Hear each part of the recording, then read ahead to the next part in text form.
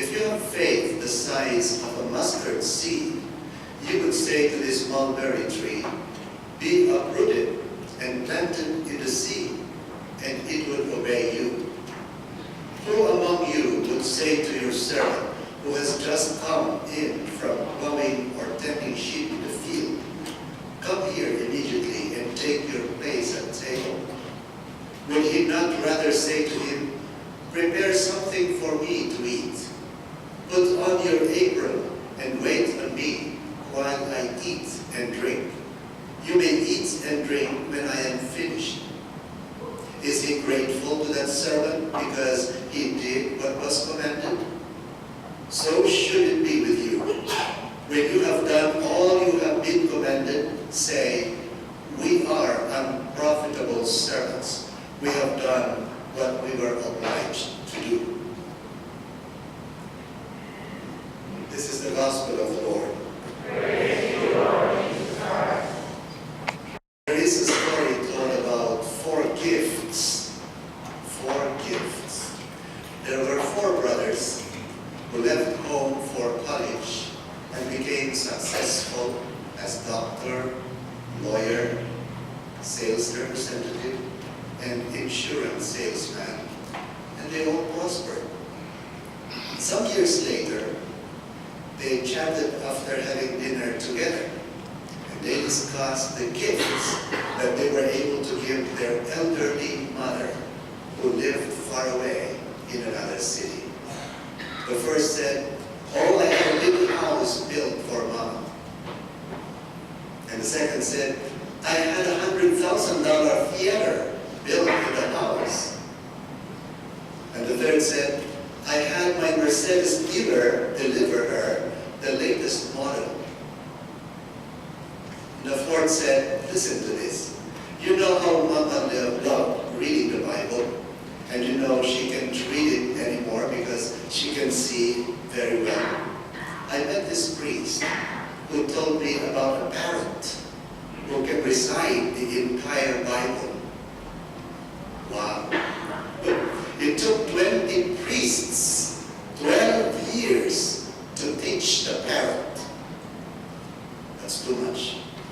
I had to pledge to contribute $100,000 a year for 20 years to the church.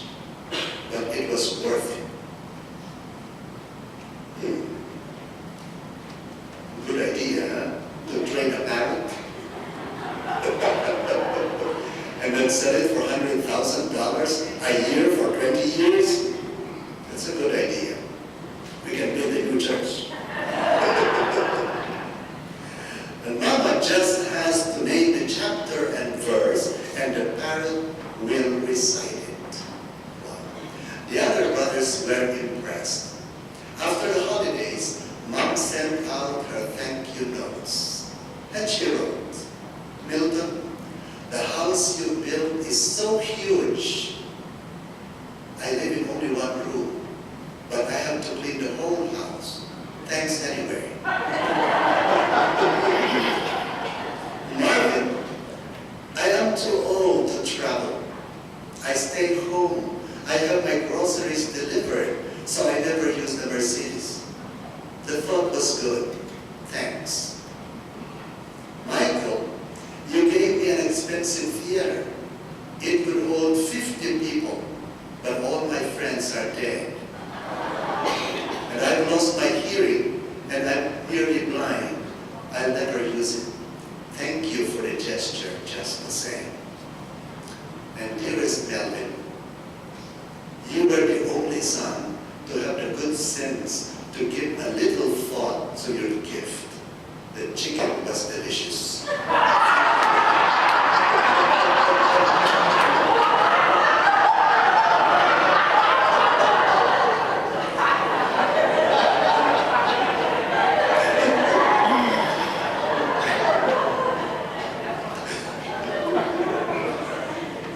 You know, it's not the gift, perhaps, but it's what the other need, right?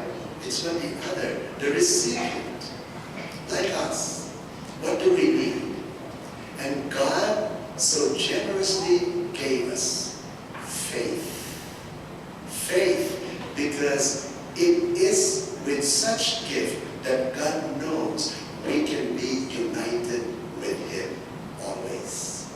Right? Faith is the gift that calls us to unity with God. In today's gospel, we hear the disciples ask for an increase of faith, and Jesus gives them a vivid image. Faith, the size of a mustard seed, is powerful enough to uproot a mulberry tree and toss it into the sea. How I wish we could do that. Our catechism describes faith as an entirely free gift that God makes to us. Catholic Catechism number 162. It also tells us that faith is a personal act, the free response of a human person to the initiative of God who reveals Himself. Number 166 of our Catholic Catechism. Now, what does this say about the giver? And what does this mean to those who receive such a gift? When we consider that God created the universe and all good things out of love, that everything we have is a gift from God, we need to pause in wonder and awe at such generosity. Look around. How generous God is to us. God is supreme, all-powerful, and eternal. God is complete in Himself. He does not need our love, right? Our love will not make Him greater. Our loyalty, our admiration, or even our worship, they won't add anything to God's grace. God gains nothing by giving us faith or showering us with divine grace. Yet that is what God does, because that is what we need. And God does not only give us what is good. Remember that. God gives us what is best for us.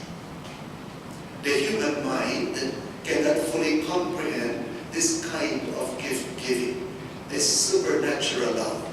We can only rejoice in it and respond to it. It doesn't necessarily mean that we have to understand it. Let's keep that a mystery, right? It is always better for some things to remain in mystery than to know them, to understand them. But the question now is, how do we react to God's gift? Within every human heart, there is a yearning that draws us toward our Creator.